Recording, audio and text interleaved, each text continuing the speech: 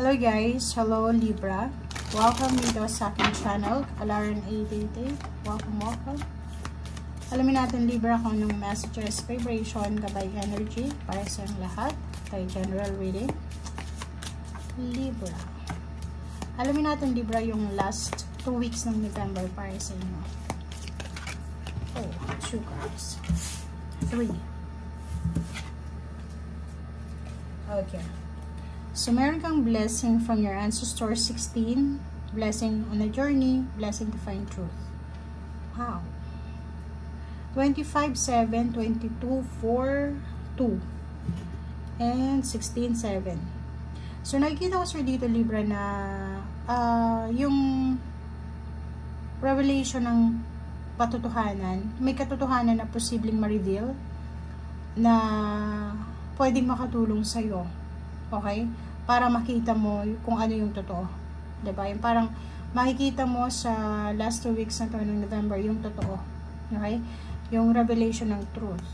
Next is a blessing on a journey. Kung ano man tong travel, movement, ano ba yan? Communication, transportation na involved ka or adventure, dito ka makakakuha ng balance. Dito ka makakakuha ng parang approval from your ancestor. Parang so may blessing ka. Parang kung ano man tong like 'di ba pag nagte-travel tayo or may ginagawa tayong aksyon, normally humihingi tayo ng blessing sa ating magulang, sa ating lolo, lola, tiyahin, tiyuhin. And dito, so yung blessing from your ancestor is ano siya, yung mga ancestor mong wala na dito sa mundong ibabaw, yung nandun na sila sa spiritual world, diba? So, kung ano man daw ang gagawin mo, ano man daw nasisimulan mo, ano man daw yung tatapusin mo, ano man daw yung steps, actions na gagawin mo, may blessing ka ng ancestor mo. So, ibig sabihin, go lang ng go, diba? Go lang ng go. Ano man ang katotohanan na posibleng matuklasan mo ngayong last 2 weeks ng November, parang naka-destiny talaga siya na matuklasan mo. Okay? So, good luck dito sa journey, sa adventure na tatakakin mo. Okay? Huwag kang matakot. You are safe. You are guided. You are protected. Okay?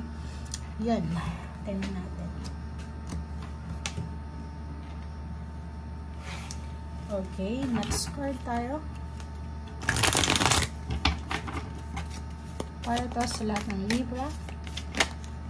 Wow, fulfillment of wishes, number 9, and stand your ground.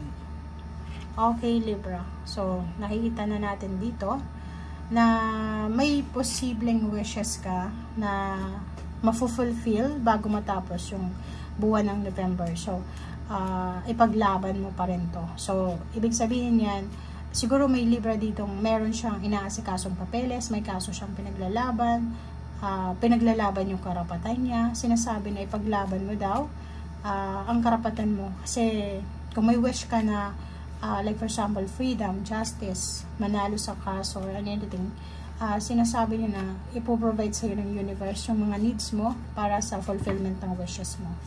Which is napakaganda. Okay? Broken heart and man holding a coin. Okay, so nakikita natin dito Libra na isang Libra dito na pwedeng single pa siya or in a relationship.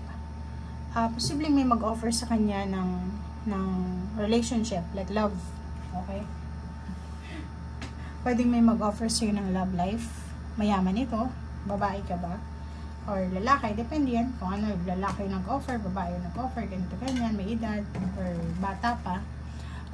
Nakikita natin dito na posibleng i-reject mo siya, diba? Parang, like for example, may nagkakagusto sa'yo, tapos i-reject mo. Or pwedeng ikaw yung may gusto ka, tapos may rejection kang matatanggap kasi ayaw sa'yo, parang ganyan. And yung iba naman,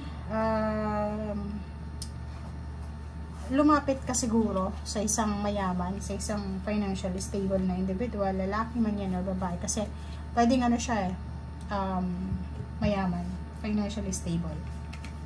May trabaho, may career, may ari-arian, parang gano'n.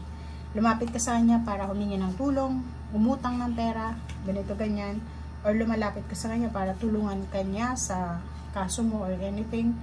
And siguro makakatanggap ka ng rejection. Like, instead na tulungan ka, ang matatanggap mo is no. Parang ganun. So, nakikita ko siya dito na medyo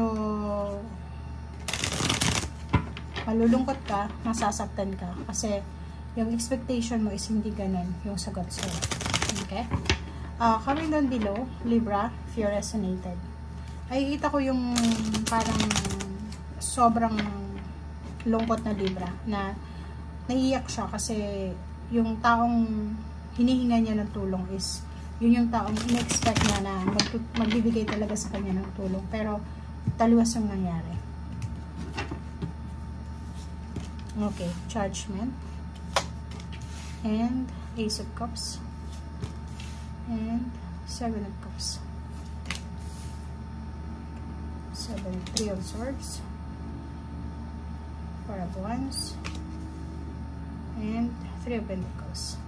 Okay, so kung makikita mo dito, decision making, yun, yung 7 of Cups ganun din. So sinasabi sa'yo dito na isang desisyon ang kailangan mong gawin kung gusto mong maging masaya, Libra. Isang decision making isang desisyon ang kailangan mong pag-isipan kung talagang gusto mong maging maligaya, maging free, or maging stable. Yung 3 of Swords and Broken Heart is a confirmation yan na siguro maraming rejection ka na napagdaanan for several months or for several years. Okay?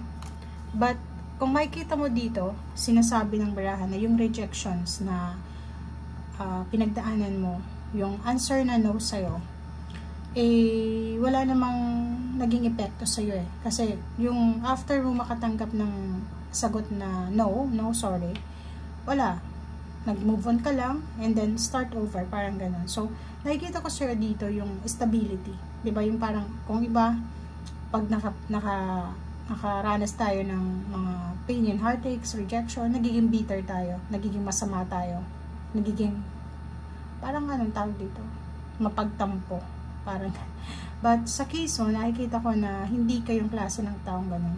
Okay? Kasi stable ka pa rin eh, masaya ka pa rin, yung mindset mo stable pa rin, kahit ang dami-dami yung pinagdadaanan, pero stable pa rin. Nakikita ko sir dito na may Libra ditong nasira yung foundation nila, diba? Nasiraan ng bahay, nasiraan ng relationship, na loko, na scam, nagkaroon ng broken relationship, diba? Broken marriage.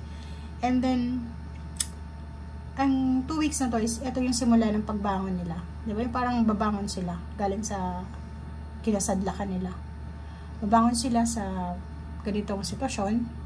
And nakikita ko sir dito na kung ano man tong hinihintay mo, ibibigay ito sa'yo ng universe sa tamang panahon. And nandito yung Star, sinasabi na magkakaroon ka ng hope, pag-asa na hindi pa huli ang lahat. Magkakaroon ka ng pag-asa na makakaraos ka pa rin. Magkakaroon ka ng pag-asa na ibibigay pa rin sa'yo ng universe yung gusto mo. Naging iba, diba? Ang tagal niyang nag-manifest na magkaroon ng sariling bahay, sariling sasakyan, negosyo, trabaho, pero walang nangyari. So, dito sinasabi, huwag kang mag-alala kasi on the way na yung manifestation ng goals mo, ng dreams mo, and nandito yung hope eh. Abot kamay mo na yung pangarap mo. Okay? Thank you guys. Bye!